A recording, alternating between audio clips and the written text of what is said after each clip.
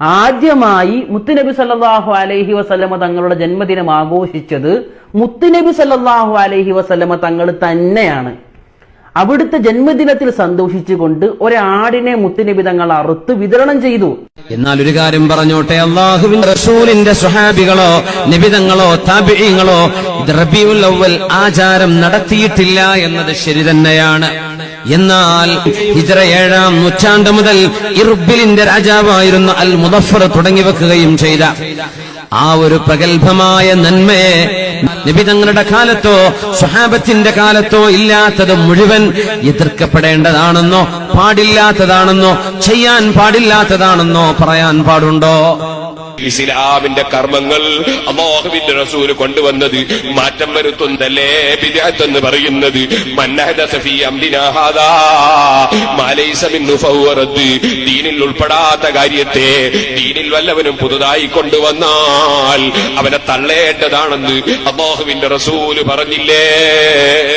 എന്താണ് ബിദ്അത്ത് എന്ന് പറഞ്ഞാൽ?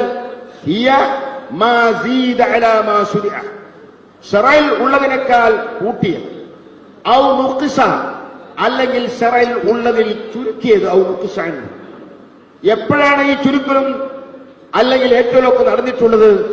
ബഅദൻഖിറാദിൽ അസ്മിനത്തി സലാസ, ഉത്തമമായ നൂറ്റാണ്ടുകൾ, ഖൈറുൽ ഖുറൂനി ഖർനി സുമ്മല്ലദീന യലൂനഹും സുമ്മല്ലദീന യലൂനഹും എന്ന മഹാനായ സയ്യിദുനാ മുഹമ്മദ് റസൂലുള്ളാഹി തങ്ങൾ വിശേഷിപ്പിച്ച ഉത്തമമായ 3 നൂറ്റാണ്ടുകൾ കഴിഞ്ഞ ശേഷം കൂട്ടുകയോ കുറക്കുകയോ ചെയ്തു.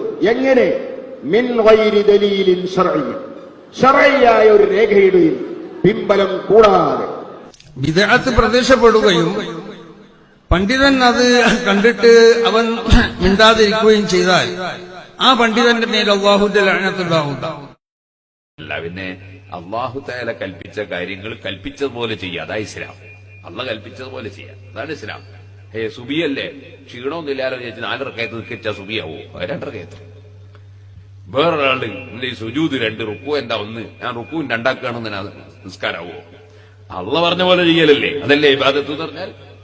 ഏത് ഇബാദത്തും അള്ള പറഞ്ഞ പോലെ, പറഞ്ഞവനോട് പറഞ്ഞ പോലെ ചെയ്യാൻ. പാപങ്ങൾ അവിടെ ഒന്ന് മനുഷ്യൻ ചെയ്യുന്ന തെറ്റുകൾ, അള്ളാഹുവിനെ ധിക്കരിച്ചുകൊണ്ട് ചെയ്യുന്ന പാപങ്ങൾ. മറ്റൊന്ന് വിശ്വാസരംഗത്ത് വരുന്ന വ്യതിയാനം അല്ലെങ്കിൽ ബിദ്അത്ത്. എന്നാൽ ആ ബിദ്അത്തിന് ഏതാ ഇഷ്ടം? ഇമാം സുഫ്യാൻ സൗരി പറയുന്നു, ഇന്നൽ ബിദ്അത്ത് അഹബ്ബുൽ ഇബ്ലീസ് മിനൽ മാസിയ. മനുഷ്യൻ തെറ്റ് ചെയ്യുന്നതിനേക്കാൾ കൂടുതൽ ബിദ്അത്ത് എന്ന അപകടകരമായ മാർഗത്തിൽ ചെന്നു ചാടാനാണ് ബിദ്അത്തിന് ഏറ്റവും ഇഷ്ടം. കാരണം എന്താ? ലിഅന്നൽ ബിദ്അത്ത ലാ യുസാബു മിൻഹാ. ഒരാൾ ബിദ്അത്തിൽ അകപ്പെട്ടാൽ അത് തെറ്റാണെന്ന് ആൾക്ക് തിരിച്ചറിയില്ല, അതുകൊണ്ട് തന്നെ ഒരിക്കലും തൗബ ചെയ്യില്ല. ആ ബിദ്അത്തിൽ ശാശ്വതമായി മുന്നോട്ട് പോകും. വൽ മാസിയത്തു യുസാബു മിൻഹാ. തെറ്റാണെങ്കിൽ അത് തെറ്റാണെന്നറിയാം, ഇന്നല്ലെങ്കിൽ നാളെ പശ്ചാത്തപിക്കും. അപ്പൊ ആപേക്ഷികമായി മനുഷ്യൻ തമ്മാടിയായി ജീവിക്കുന്നതിനേക്കാൾ അപകടകരമാണ് ഒരു ബിദ്അത്തിന്റെ വാഹകനായി ജീവിക്കുന്നതെന്ന് ഇമാം സുഫിയാൻ സൗരി റളിയല്ലാഹു അൻഹു രേഖപ്പെടുത്തുമ്പോൾ പ്രശ്നം ഗൗരവതരാണ്. അതുകൊണ്ട് എനിക്കെന്റെ പ്രിയപ്പെട്ട ജ്യേഷ്ഠാങ്കന്മാരോട് ഉണർത്താനുള്ളത്, നേർമാർഗങ്ങളിൽ തർക്കമില്ലാത്ത വിഷയം വിശുദ്ധ ഖുർആനും തിരുസുന്നത്തും അംഗീകരിക്കുന്ന പാർട്ടി.